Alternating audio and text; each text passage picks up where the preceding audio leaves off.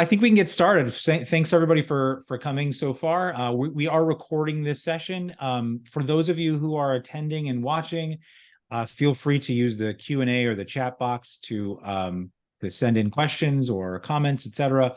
But we can go ahead and get started. This is a panel series for the ACR Florida, Association for Conflict Resolution Florida. We're a nonprofit organization dedicated to connecting Florida-based ADR and conflict practitioners, promoting and strengthening alternative dispute and conflict resolution, and fostering the use of dialogue, and contributing to the professional development in the ADR field. I'd just like to introduce real fast our panelists for today's panel, which is on emerging technology in the ADR space. I'll start with Daniel Rainey, who is a principal in Holistic Solutions, which is a dispute resolution practice. He's a fellow of the National Center for Technology and Dispute Resolution and a board member of the International Council for Online Dispute Resolution. He served as chief of staff for the National Mediation Board, and he teaches courses related to technology and dispute resolution in graduate programs and law schools in the United States, and conducts online training in technology and dispute resolution internationally. He is the author of Integrating Technology into Your Dispute Resolution Practice, Making Friends with the Fourth Party, published by 11th International Publishers in 2022. Thank you for coming, Daniel. Happy to have you. Good to be here. We also have Colin Rule, who is the CEO of ODR.com and Mediate.com, among others. In 2011, Colin co-founded Modria.com, an online dispute resolution provider based in Silicon Valley, which was acquired by Tyler Technologies in 2017. And from 2017 to 2020, Colin served as vice president of ODR at Tyler. And from 2003 to 2011, Colin was director of online dispute resolution for eBay and PayPal. Colin co-founded Online Resolution, one of the first online dispute resolution providers, in 1999, and served as its CEO and president. He has also worked for several years for the National Institute for Dispute Resolution, now ACR, in Washington, D.C., and the Consensus Building Institute in Cambridge, Massachusetts. Thanks so much for coming, Colin. Good to see you again. Thanks, Jeremy. And last but not least, Mr. Parag Shah serves as CEO of Miles Mediation and Arbitration and is the co-founder of ADR On Demand. Starting as a neutral, Parag transitioned into the role of practice development coordinator and eventually became the firm's COO. With a diverse background, including growing up in Arkansas as an individual of Indian descent, 15 years of practicing law alongside his wife, serving as a municipal court judge, providing legal commentary for CNN, teaching in multiple law schools, publishing 4 books. Parag brings a wealth of experience to Miles Mediation. His primary goal is to establish Miles as a recognized national presence through innovation, exceptional service, and a commitment to surpassing client expectations. Thanks so much for coming, Parag. Good to have you. Well, this is a great panel and a very interesting topic in the space of ADR, and want to just start off with the question, and I'll throw this maybe to you, Colin. Let's maybe start with a baseline. Where are we at in the landscape of technology with ADR? What's currently out there? What are people using, and what seems to be working or maybe not working? Sure. Great question. Thank you so much, Jeremy. And I'm delighted to be here to talk about this. You know, it's interesting. I was just thinking as you were reading all these bios, Dan and I have known each other for quite some time. And I remember back at the very beginning of the online dispute resolution field, I think it was at the American Bar Association Dispute Resolution Section Conference. We had a session on technology and dispute resolution.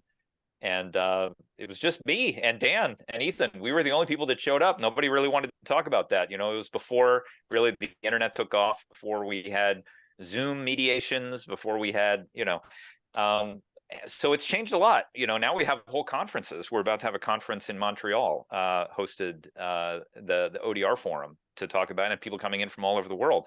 So it's interesting to see over the last 20 years how things have changed. And I do remember I actually demoed ConflictNet at the Association of Family Mediators Conference back in 1993. And I was showing off email, over, 300 baud modems on a green screen, wow. And I was explaining, well, it's like mail, but it's email. Like you could do it over the computer. And, they were like, I'm not sure that's going to work, So things have changed a lot, over the last 30 years. I will say, being at Mediate.com, trying to help mediators, build the reach of their practice. It's amazing how savvy mediators have gotten in terms of the use of technology. And technology has permeated every area of our lives. It's not even really the mediators that are driving, I think, the use of technology so much as the parties. I think, everybody, the people we work with in disputes, they're using Zoom all the time. They're using Gmail, they're using social media, they're using Google Docs. So they expect that these tools are going to be available to them in the mediation process. So some technologies that, are widely utilized are kind of overlooked. Like, we don't think about the phone as a technology, but telephone is a very important aspect of the work we do as dispute resolvers. And there are some studies that show that phone-based mediation can be equivalently successful to face-to-face. But it's interesting to think about the impact of the pandemic. It's completely changed the game. And if you were to go back, say, to, I think it was, November 2019, and say, what percentage of mediation trainings are happening online? I mean, it would have been less than 2%.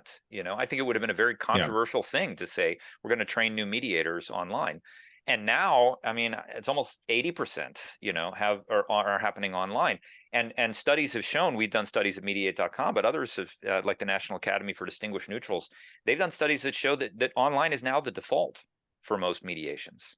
So mediators will default to a Zoom-based conversation, at least initially. And I'm not saying it's all online. I think post-pandemic, I mean, during the pandemic, it was all online. But now we see a lot of hybrid models. So people may use Zoom for one conversation, phone, they're having asynchronous channels of communication, text-based through email or chat. But we're seeing a lot of use of technology, and most mediators don't even think it's controversial to send out calendar invitations, to send out, email reminders, to do your billing online. A lot of us will use a tool like Doodle or something to figure out a time that works, with our parties. So all of these things would have seemed incredibly innovative, 10 years ago. Like your parties would have been, what's this? How does this work? But now it's just kind of the norm, that we use technology. And I think that's great. I really like their platforms like ADR Notable. I don't know if anybody uses ADR Notable, but Gary Dornhofer has created a great platform for individual neutrals to manage their practice and manage their bills and track their time. We have ODR.com, and we have something like 100 mediation programs across the country that use ODR.com or Caseload Manager to kind of manage their panelists and facilitate the document exchanges and drafting settlement agreements. So there's a lot that's happening right now, and it's actually, I think this is the most exciting time we've ever had for online dispute resolution. But the real question is, where do we go from here? Any Daniel or Parag, any other current technologies that you want to flag that seem important? Well, one of the things that I would say is that I agree with Colin in that we are in an interesting and I think a transitional period. I'm kind of like Colin. I've been doing this for a while. My first foray into online dispute resolution, I think, was in the 1980s when I did a mediation between London, Cairo, and New York or DC using telephones and telex. So it's been around for a while. One of the things that I would note is that for most of the time that we've been talking about ODR as a field, people have been using technology that was not designed to do dispute resolution. It's just been designed to do communication or document sharing or some other function that we had to do as a third party. What I think is changing now is that we're beginning to see a number of programs, platforms that are created by people who do dispute resolution for people who do dispute resolution.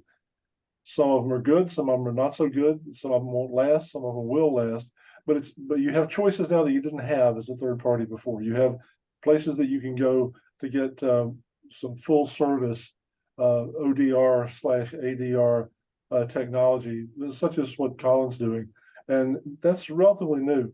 One of the things I think that's coming where we're changing is that, and I think Colin would agree with this, is that if you were going to make it as a provider of ODR services financially up until now, you probably had to target a high volume venue, e-commerce or the courts, so that you had enough throughput, enough people who would use it that would make it economically feasible to get by. It'll be the challenge for people who are producing now as to whether or not they can reach out to people like you and me who are not doing e-commerce and who are not doing court-related work, but who are doing what I would call more traditional retail mediation, to see whether or not there's a way to create a platform that serves that market and is economically viable. and that people can move into. But it's a very interesting time. I agree with Colin about that. Yeah.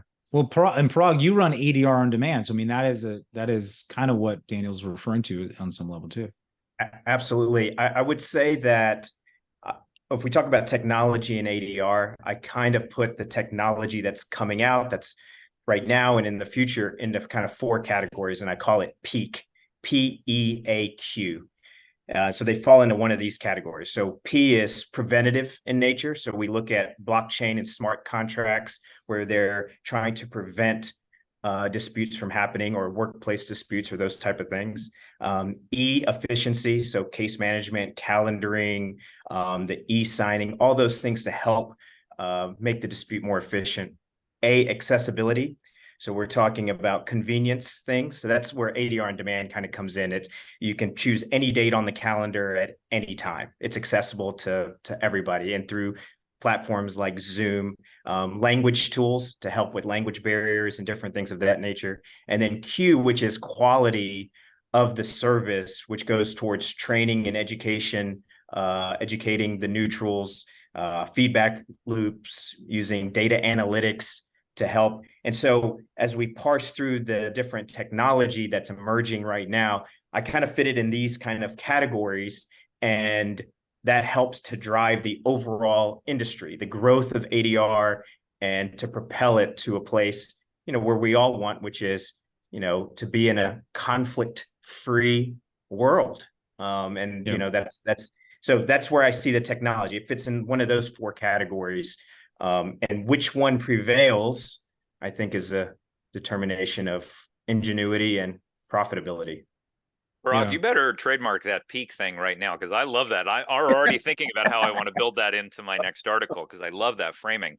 I will say Ethan Katz, the father of ADR, he's famous for saying the power of technology to resolve disputes is dwarfed by the power of technology to generate new disputes. So I think your idea of a conflict-free world, I think the beauty of being in our space is we will never be short of work, because humans are very good at generating. So we all want to resolve cases, but it's a Sisyphusian task in a sense. Well, it's one of those things, when I was practicing law, it's, the greatest thing in the world is if I didn't have a job. And so even though I run a mediation company, the best thing in the world would be is if I didn't have to run this. So amen, brother. Yep. Yeah. So let me make a quick note, if I could, for people who are tuned in.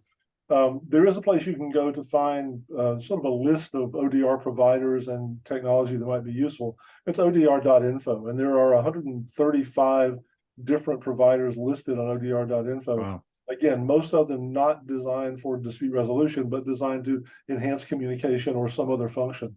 So your problem as a mediator and technology is not finding technology that you can use. It's sorting through the thousands of technology items that are out there that are going to be useful, finding one that works for you, and then sticking with it so you become proficient in it. It's again, as Colin said, it's an interesting time that we're in. I totally agree with that in terms of what Dan said. I'm sorry, Jeremy, I don't mean to step on your toes, but I don't think there's any one great platform that's perfect for everybody. I think there are many paths up the same mountain. And I joke that every time there's a new ODR provider, I feel like an angel gets its wings, even though I am a competitor in a sense. I mean, I don't think it's a good idea for there to be one platform, a monopoly that sort of runs the market. So I think it's great that there's such a flowering of different approaches. And so I do urge people to really experiment with the tools. One point that I did want to touch on before we move to the next topic that Dan said is also, it used to be that mediators had to print up paper brochures and run around and stick it in people's mailboxes. You had to have a Yellow Pages ad. You had to go do a presentation at the Chamber of Commerce or whatever. And now that's completely changed. I mean, I think everyone knows that your front door is your website. And I think that's why it's so important for sales and marketing, for mediators building their practice, to understand how they can leverage the online tools available to them to find parties, and to think about their SEO, their search engine optimization, and put work into that. And I think that's been a huge change in the field.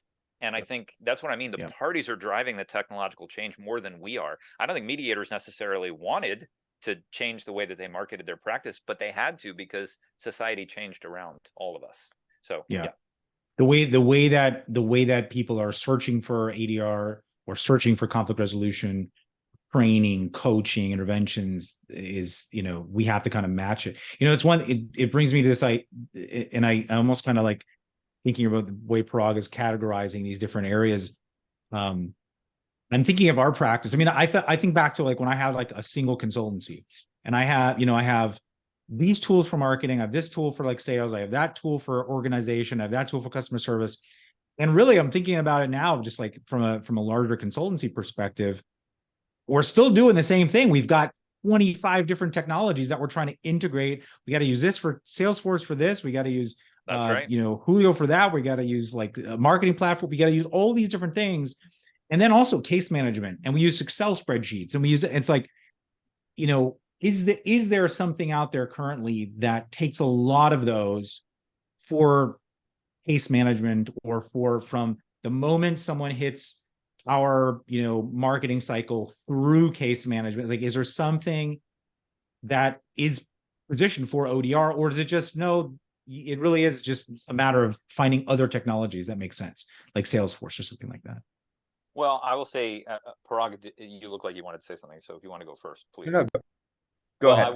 I will say, interestingly, being in Silicon Valley, I'm surrounded by all these marketing automation companies and customer relationship management companies. I think there are a lot of interesting, what I see a lot of mediators doing is often taking tools made for lawyers and then repurposing it for their practice. And there's a lot of tools out there for, marketing and client acquisition on that side, not so much in the ODR space or the dispute resolution space specifically.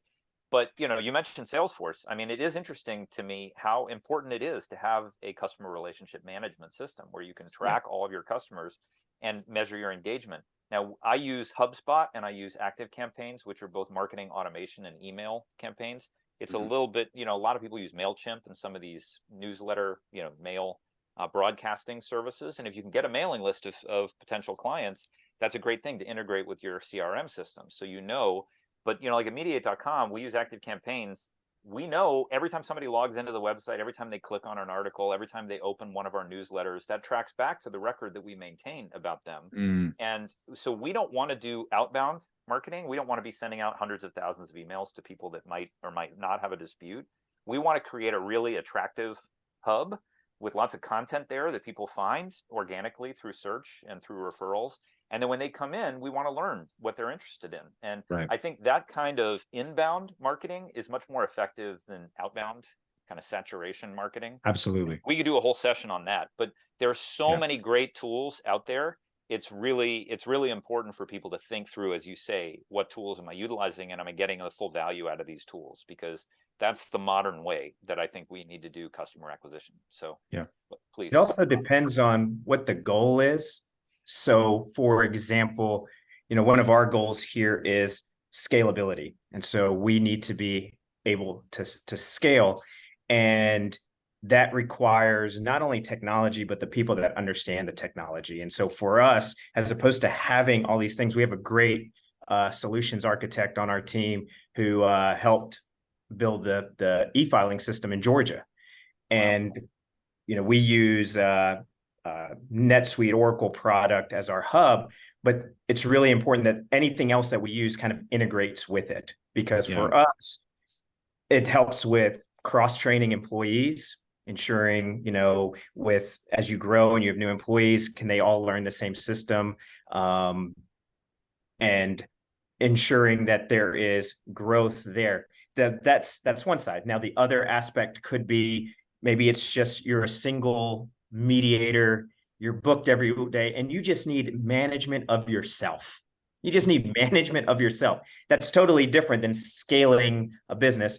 Or the third aspect, which is the goal, is I want to make sure the buyer's experience is flawless. I want to focus on the client and ensure their process from A to Z is seamless. And for that to have that appearance, for them, they need this. And maybe in the background, we have 10, 15 different things. But so I think it depends on the goal that you have and whose perspective and lens are you looking through. And then that'll help kind of inform And then you'll just go up and down. One day you'll have a lot of things, next day you'll cut it all down, and then you'll go back. I mean, it's a kind of a fluid situation. Yeah, Yeah. and it seems to me that from a practitioner's point of view, you look in two directions. And one direction is, how do I manage my business? How do I manage my practice? What do I have to know where I have to be and when I have to be there and who I'm dealing with and all of the other stuff that we have to do to manage a practice. On the other side is, how do I communicate with the people that I'm now trying to help? And those are maybe two very different kinds of technology and two very different learning curves for somebody who's trying to use the technology in their practice. But we have to deal with both of them. Absolutely. I often wonder, are customers' experiences, do they feel seamless? Does it feel chaotic because we're using so much, or are we good at hiding sort of what's going on behind the scenes? Daniel, I'm wondering, do you have any idea of, like, if we're talking emerging technologies, 2 to 5 years out, things that are on the horizon here, do you see anything coming that should be talked about?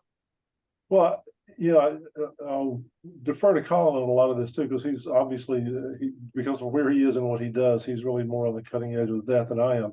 I will say that I do think we're going to see a growth spurt in targeted venue-specific technology that uses AI or algorithms.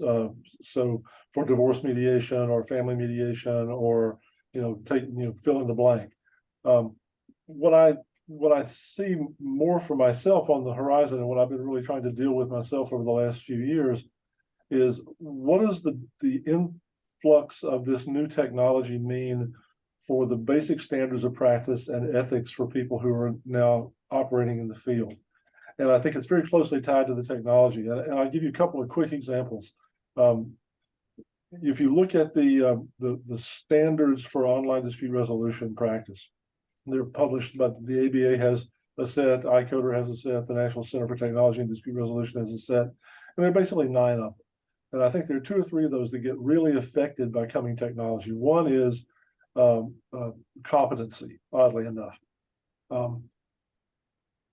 And competency in two ways that I find interesting. The first way is, obviously, I have to be competent myself to both understand how the technology works and what I'm getting into, and then use that with the parties. But I also have to be able to describe to the parties how the technology works, what the risks are, and what they're getting into, so that when I ask them to enter that virtual space with me, they are entering it with full knowledge and are exercising self-determination in a realistic way. I think that's a real challenge for people confronting the new technology. When I see an AI program being offered to me and it's not transparent, how do I decide to use it? And how do I describe to my parties why I'm using it, what it's going to be used for, and what effect it's going to have? And that, I'm talking about AI, but that's really, it counts for every kind of technology we use. How do I invite people into that virtual space in a way that ensures that I know what I'm doing, but I also am able to tell them what I'm doing in a way that makes them say, okay, I'm willing to take that risk and join you in that virtual environment. And so it doesn't seem to me it matters what technology is coming. That challenge is going to be there for us as we see the new technology. Yeah. Can I ask, I just piggyback off of that, you'd say competency, where my mind went, and I just curious about this, I haven't really thought about it too much, but as technology, certainly as the online world grows, more and more people in all kinds of industries are able to do things on their own without having a ton of money to do that, or without the barriers to entry to a lot of industries have gone down. And I just wonder, in the competency conversation, is there anything to look out for in terms of more and more potentially incompetent practitioners having less barrier to access, using technology to get clients and to do this kind of work without having the level of competency that you would have if you were, a professional with an office and that sort of thing? Well, I'll give you a quick example, then I'll shut up. And it's not a mediator example, it's a lawyer's example that everybody knows about, but it really is right on point to what you're talking about. You have two attorneys who use ChatGPT to write a plea. Oh. And without realizing, as they said literally to the judge, they said, I didn't realize ChatGPT ChatGPT could lie. And so I do believe that what you're talking about is exactly the kind of danger that is out there. Yeah, absolutely. Yeah. Colin, any thoughts on emerging technologies in the next few years? Sure. Well, I mean, so much. It's a rich topic. I will say, Jeremy, one of the challenges we've had in the field, at least for the 30 years I've been involved, and even before that, is the whole question of how do we certify mediators? How do we ensure that the people who are doing this work are qualified, are skilled? It was interesting. I actually did an interview with two pioneers in the family mediation space, and they said the reason why we have the 40-hour mediation training as a standard is because they actually scheduled a 50-hour mediation training, but the hotel canceled their last day. So it turned into a 40-hour. So that's how we came up with a 40-hour number, umpteen years ago. So, anybody can be a mediator. That's the thing that's interesting about our field is, you don't have to get a degree. You don't have to take an exam. You can say, I'm a mediator, and put out your shingle. Now, I do think cream rises, and I think the field, we have ways of surfacing people who have expertise. Mediate.com, we have a certification process. There are other organizations like IMI that offer that, FMCS. So, and I think participation in organizations like the Florida chapter of ACR is a good signal. It's like, okay, hey, I'm somebody from the space. And that's why I think so much of our work comes through referrals, because, people want to know, okay, well, do people I trust, can they vouch for this person? But I do think that, as Dan says, the introduction of technology, it changes things. I mean, getting a mailing address or having an office is certainly no high quality predictor of quality services, because there are plenty of people that can afford offices that probably do a bad job, and there are plenty of people that can't afford offices that might be amazing mediators. So I think you're right that going online can make it trickier to figure out, well, who's good, who's a good mediator, who should I work with.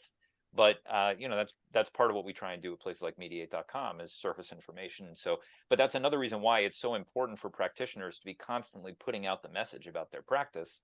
Doing events like this, writing articles, having a good website, having testimonials, because you never know how your next client is going to find you. But I do think that with the rise of artificial intelligence, it's a little bit of a Wild West out there. I mean, it is interesting. I flew into SJC, my local airport, the other day, and while I was waiting for my bag, they have a giant light board, with ads. And I was just looking at it, and it was 10 ads in a row for AI. It was AI for cybersecurity and AI for customer service. And a lot of people in Silicon Valley, I mean, if you were to ask me 3 years ago, which is going, and Parag mentioned before, blockchain and smart contracts. If you were to ask me 3 years ago, which of these technologies is going to be a bigger deal in 3 years? Artificial intelligence, blockchain, or virtual reality? I would have had a very hard time answering that, because they were all growing so fast. And Zuckerberg was putting billions into virtual reality, and blockchain was just seemed like there was innovations happening every day. Well, now it's very clear.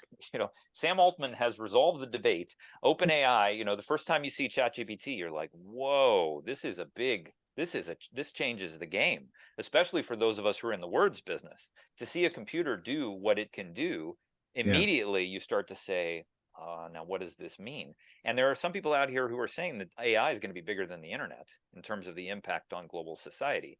But who knows? We're in the early days here, right? So everybody's experimenting with this, and we're all trying to figure out, yes, there's hallucinations. Yes, you don't really know what a large language generative AI like ChatGPT is going to generate. But there's other types of machine learning and other ways that we can constrain that behavior and get smarter about it. We can train our own tools. As Dan said, we need to build AIs that are specifically focused. So I think that this is going to be a bumpy ride over the next 2 to 5 years.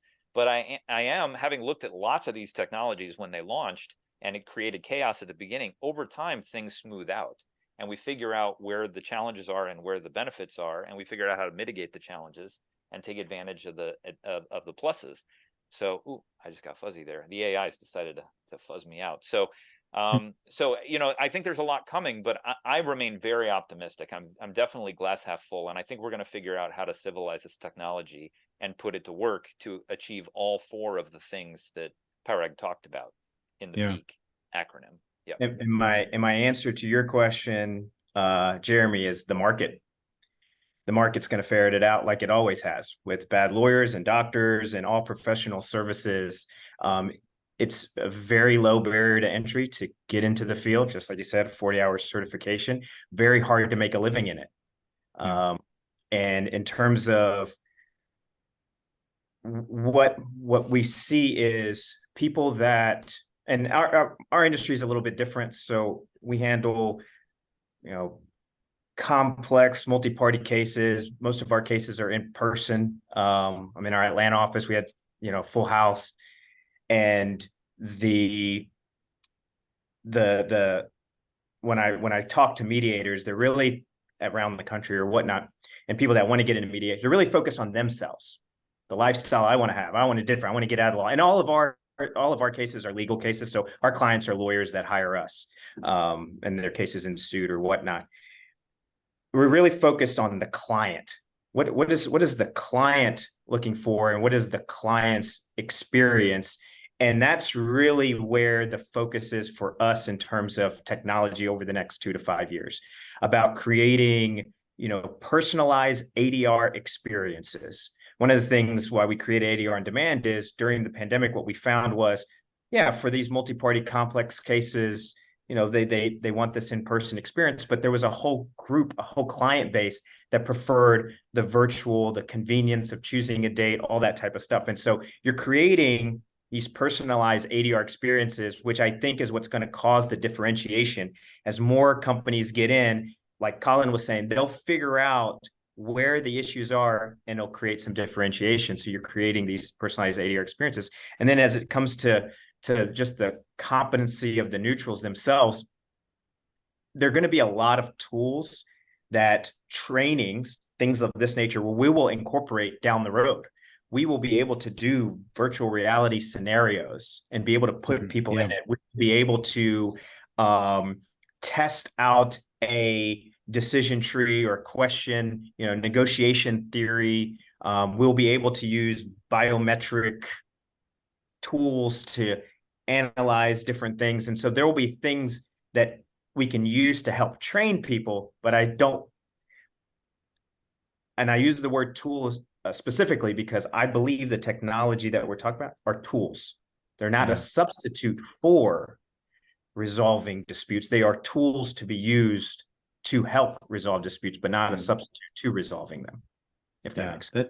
That's actually an interesting, that's a very interesting idea, because one of the major roadblocks that I've seen from people graduating programs in dispute resolution, trying to get into the field, wanting to get experiences, they haven't been put, even people that go through a 40-hour certification, they haven't been put through a ton of mediations yet. And it's kind of like a learn as you go, learn on the job field almost, from what I can tell. And it would be very interesting to have like a robust platform that uses VR or AI or whatever to help people like do actual mediations with sort of virtual agents, or with with decision trees. And if they say this, then the thing says this, like full AI. It'd be very interesting to have them be able to do that, because the alternative is what? Having them work with actual parties when they're inexperienced, or having them work with people acting as if they're in a conflict, which is always easier than if people are really in a conflict. So and other fields do it. And other fields do it. If you think about your pilot went through a flight simulator.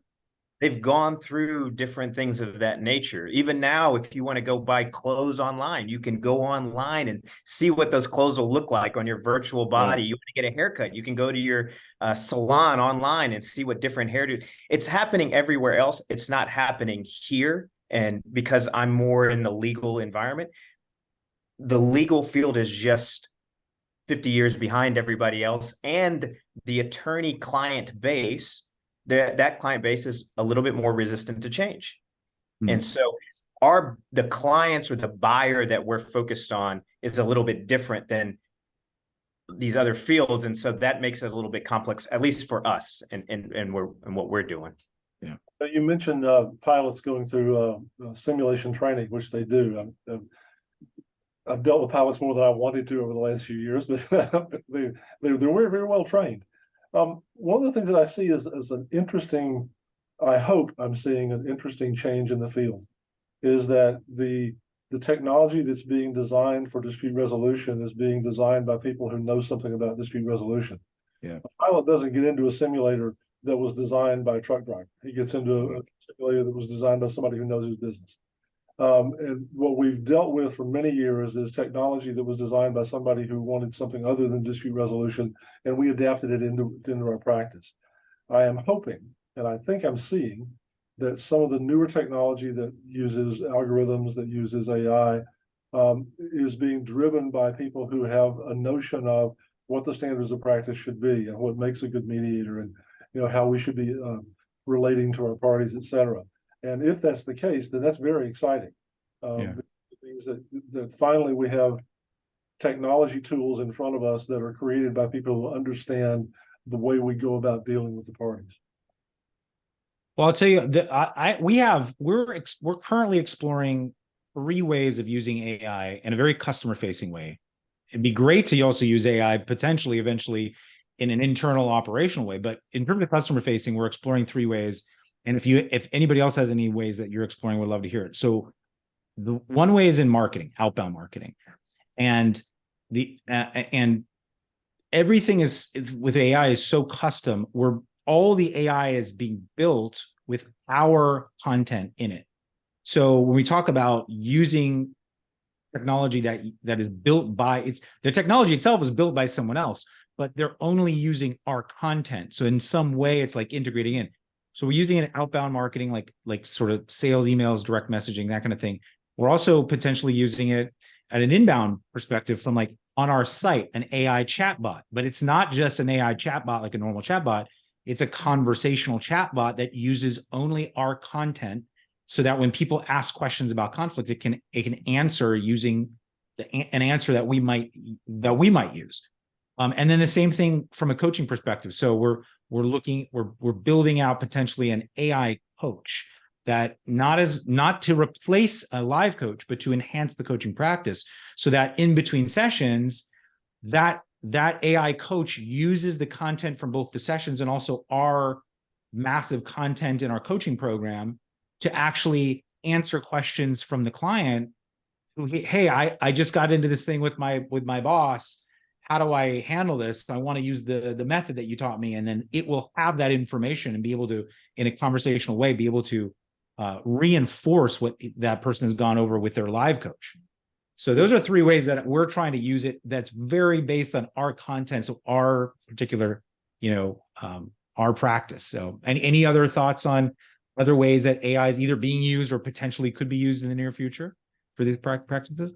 Yeah, so we're doing a lot with AI right now, and it's difficult to think of an area where it can't help, actually. I think intake is a very powerful thing, to be able to have a party come in and explain their situation and be able to triage and use natural language processing to understand what solutions and clarify, restate back to them. Okay, it sounds like, you can even use technology for reframing. We actually are experimenting with tools where in our meeting rooms, our ODR.com meeting rooms, when people upload files, we'll actually have an AI analyze those files, and then you can ask questions about those files, like what's the timeline of the case, or what are the key issues here, or we've even experimented on the evaluative side. What are the strengths and weaknesses of each side's case? And then you can ask an AI, if you were to render a decision in this case, what decision would you render? So that's asking an AI. Now, we also are using it for reporting for a lot of data. So to say, what's our number 1 referral source, which mediator, who takes the longest, who takes the shortest, who has the most, you can generate That's graphs directly out of AIs. And then also we're doing predictive analytics. So looking at large sets of data of similar types of cases, and then going through and training that's not a generative AI. So there's many different types of AI. So sometimes when we talk about AI, it can get a little confusing, but these large language models like ChatGPT and Bard and Claude, they're really good for analyzing text and then using, the lessons that it's gleaned from reading the entire internet and giving you its sense. But when we can custom train these LLMs, then that's great. Then we can prime them too. You can prime ChatGPT and say, these are the behaviors that we want you to these are mediator type behaviors. So now what would your advice be in designing a process flow for this particular dispute? So, again, it's almost difficult to come up with something where AI can't add value in one way or the other. And I think we have to experiment with these tools. I think there is a lot of concern about hallucinations, and you don't really know what these generative models are going to generate. So now people are building computer programs that just check the output from the generative APIs to say, hey, is this within the law? Is this within what we think are best practices? So it's almost like the AIs are watching the AIs, and then if it gets something wrong, you can send it back and say, you need to correct these things. And then, so there's a lot that's going on. Again, sometimes it can sound a little sci-fi, but I love the breakdown that you have, Jeremy, talking about outbound marketing and inbound with the chat bot and then an AI coach. I think all of those are things squarely in functionality, just asking good questions and interacting with parties. We're all going to that's going to be highly normalized. And we're going to actually come very soon, I think, to prefer to interact with an AI when we have a problem over talking to a human person or calling a 1-800 number, just because of the delays and the confusion. So that stuff is squarely in the future. Yeah. If you can get to your goals quicker and the same outcome with an AI, why wouldn't you? Yeah. Absolutely. We've talked a lot about some of the ways that technology and even AI can enhance our practices. I'm curious if you have any thoughts, and maybe I'll direct this to you, Daniel, of some of the pitfalls to watch out for, some of the things we ought to be watching out for, whether ethically or otherwise, from technology that's emerging in our field. Yeah, some general things. I mean, one of the things that's happening now is there's a lot of debate about how to, quote, control, end quote, AI, and there's a move toward regulatory control in various. If you look at the list of actions that are underway around the world, they don't necessarily match one another, and there's going to be sort of a patchwork, at least initially, of regulations on how AI can be developed, how it can be used, and what it has to offer. Understanding that and knowing that, especially in an international practice, is going to be kind of interesting for a while. So I see that as an issue. And I'll just go back to the standards of practice. I think knowing how to talk to clients about confidentiality when you're using an AI system is going to be an interesting one. Knowing talk to clients about what security means when you're talking about data security for using AI and using new technology. How to talk about transparency, how to talk about access to justice.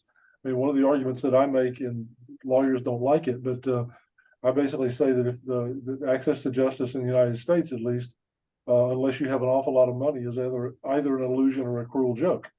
If you have a lot of money, then you're in the legal system. But there are 70% or more of issues that could go before a court that never even get to the point of talking to an attorney. Mm-hmm. Really good technology on the front end of court systems and on the front end of ADR systems is not going to draw in all the people who wouldn't be involved in those systems anyway. It's not automatically going to increase access to justice for people who are not already in the system. Yeah. So that I think is a huge issue. If you're into access, and if you're into fair treatment, and we want technology to increase that, we're going to have to do something more than simply create the good technology. We're going to have to teach people how to go out and bring people in. And bear with me for a second. I want to sort of go off, not off topic, but this is an example that resonates with me and always has. I have a good friend who was a vice president of a major corporation, black guy who grew up in Tennessee back in, he's a little older than I am, so he grew up in the 50s and 60s back in Tennessee in a small town. He used to walk by a laundry in his town that had a sign that said whites only. And so he moved away, was a very successful guy, moved back years later, and he said, I looked at that laundry and the whites only sign was gone, but they're going to have to do something more than take the sign down to get me to go in that building. Yeah. Same thing is true for us with access to justice. You're going to have to do more than build a good front door to get people who would never have gone through the front door in the first place to go through the digital front door. And so I see some of those as the pitfalls, that we're making technology that's going to be really great for some people, but unless we do a little bit more, it's not going to be so great for everybody. That's a great point. Anyone else see any potential pitfalls or any concerns or anything that we should be watching out for as technology emerges in the field? Well, I'm going to sound like Will Smith in iRobot. I want this. I can't do it with Colin Rule. I can't do it with you. I can't do the handshake. Can't do this. I have, since I've been in this role over the past few years, I've been integral in bringing clients, recruiting mediators and arbitrators, hiring employees. I have not hired, recruited, or got one through a virtual mean. Now, maybe I've done it through an introductory email, maybe I've done it through a Zoom or whatnot, but trust is looking someone in the eye, and it's an emotion. Trust is an emotion. And a lot of, the case that we do, we have a lot of, in-person cases. And when I talk to our clients and, why this, why not, in some hybrid situations, I boil it down to the word, that trust. It's when, I've been with my wife, Liz, for 20 years, but I can remember a time when a girl would walk by me and look at me in a certain way. And that in itself said everything I needed, everything. That was everything. And there are moments like that in the human experience and the human interaction that make the difference between resolution and impasse. And that's just my Will Smith iRobot. I'm going to keep wearing these Converse sneakers. I'm going to keep using that flip phone until they're gone. That's so little old school thinking, but I do believe these tools can help enhance that, but that's where It's funny. I just reflected on this. I have some team members that work in my company that I have never met in person, and it's been years. Or maybe I've met them once or twice, and it's been years. And this is the first year we're going to do a company retreat. We're going to start doing annual retreats that I'm actually going to be with all of them in person. But and clients that I've worked with for years, and I've never met them in person. And it's a conscious decision. Wow. We have to consciously, especially in this world, especially as we're expanding, we have different offices. To make a conscious effort to say, I am going to go here. We have a policy where, people are required to get together on a quarterly basis, their teams or something. It's in when you ask questions, they always say, the first question you ask someone, you just get the surface level. You got to ask the follow-up. That's where you get in. Yeah. It's kind of the same thing when you're with someone, you get a little deeper, and it's so unintentional how it happens. And the last thing I'll say, and then I'll stop talking. I'll turn it on. So I went back to school a couple of years ago, get my MBA during the pandemic. The first year it was virtual. Next year it opened up. The one thing I learned about the virtual is that everybody would talk in their segments like we're doing now. It was like this. Once it was in person, it was like, hey, I got to thought, hey, I'm coming. And it became such a different dynamic. Yeah. It was a totally different learning thing. I don't know which one was better or worse. I'm not saying one was better or not.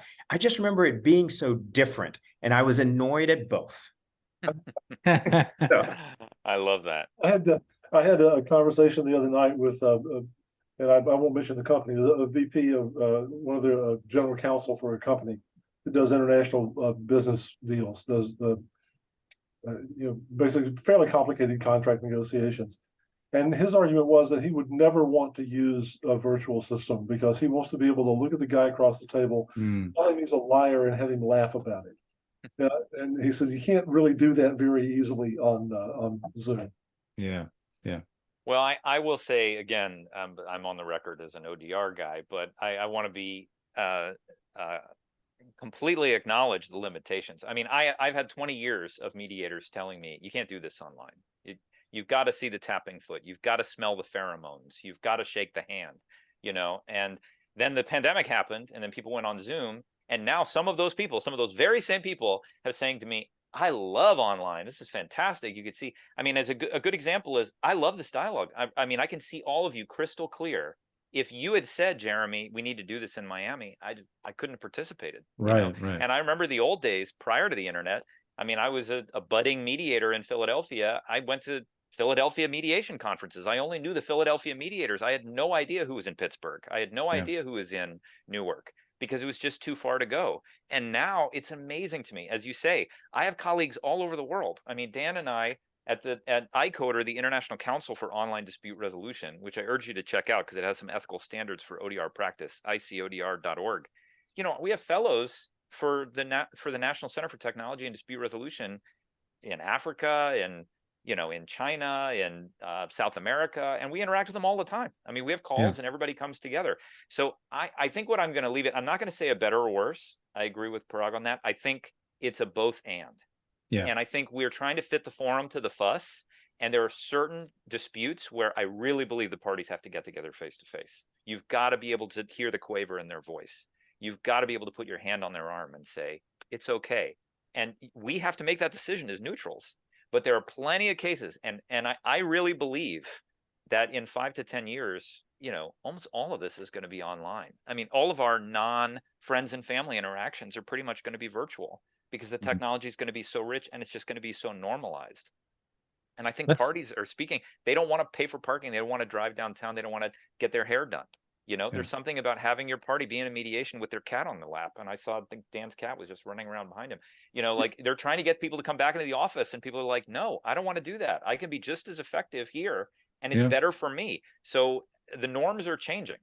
And I think we just have to be open to all possibilities. There will always be face-to-face mediations and arbitrations, but I think it's an increasingly shrinking slice of the pie. That's my guess. And it's just based on party preference. Yeah, I agree with you, Colin. I was, I don't know how to say it. I felt good. It's hard to say that about COVID, but I felt good when I saw people who were, it will never work, go to, oh my God, it not only works, it works really well. It was so satisfying to see that. There's a Q&A question that's up there that I think might be worth us taking a quick look at. And Colin, maybe you're the one to do this. From Tyler. Oh, I don't know. I don't see it. It's under, I saw it under. I can read it. It says, I'm new. Okay. It's from Tyler. It says, I'm new to ADR and hope to be doing this for a long time. At risk of getting too far ahead of the 8 ball, what are your thoughts on the possibility of AI eventually becoming better mediators than humans? What is the long-term outlook for human mediators? Question for whoever wishes to answer. Well, Dan, I appreciate you tossing the softball to me. You just did a book on the fourth party. I don't know if you want to describe that, but I will say just Ethan Katz, again, the father of ODR, he came up with this concept in his first book that named the field 23 years ago of the fourth party. So party 1 and party 2 are the disputants. Party 3 is the human neutral, the mediator. And the fourth party is technology. So really, I think of AI as like an assistant to all of us. It's like an intern. Mm-hmm. It'll do whatever you tell it to do. And sometimes it gets it wrong. So you got to make sure you really check its work.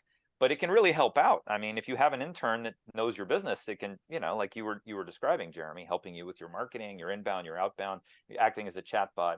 So we have to figure out how to make the third party and the fourth party partner. And I don't think the third party is going away anytime soon. It's a lot of what Parag was talking about. We need that human connection. You can't you don't want to talk to an Alexa and say, hey, resolve my dispute, an Echo or a Siri or whatever. So, and Dan just did a whole book on this. So Dan, I want to hand this back to you, but I don't think human mediators are going anywhere.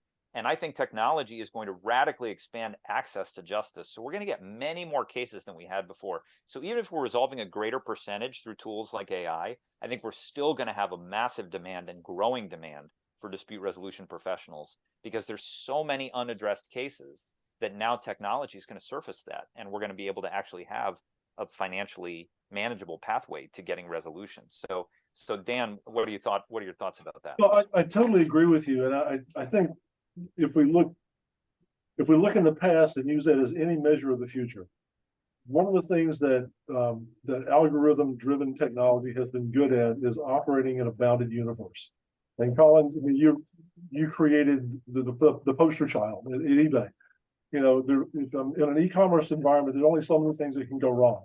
I didn't get it; it was broken. It wasn't what you said it was. It was a fairly small number of things I can do. I can either give you your money back, I can send you a new one. There are things I can do that are fairly bounded. In that environment, you can have an AI program that can operate maybe better, as you've said before, than a human being can, because it's a bounded universe. But when you unbound that universe, when you say, okay, we're now operating in a situation where people can do weird stuff and make weird, creative things, you begin to diminish the role that technology is playing now. And I think you're right, Paul. There's always going to be that environment, that venue where that human being sitting there is an asset. The human being sitting across the table from the human being is an asset. And I think, as we've said, as several people here have said, it's going to shake out in the market over time. I think that's a great point. I think it's definitely like an assistant. It's to enhance practice. I mean, just look at just what happened. Like, so for whatever reason, I don't see anything in the Q&A, and I'm the host of this, right? So there's a technology glitch right there, and I missed someone's like. So imagine that happens in a mediation, right? Are there, by the way, are there any other questions in there? Because I can't see any. No, there's only that one. So okay, well that's good. so I think there's like some monitoring of technology. Like I love this idea of Colin. Like there's AIs now being built to monitor other AIs. Like that's going to be necessary because technology gets it wrong sometimes. Yeah. Any other final thoughts in terms of long-term technology, 10 years out, more, something like that, just kind of weird stuff? I will say one other thing that Tyler's question made me think of.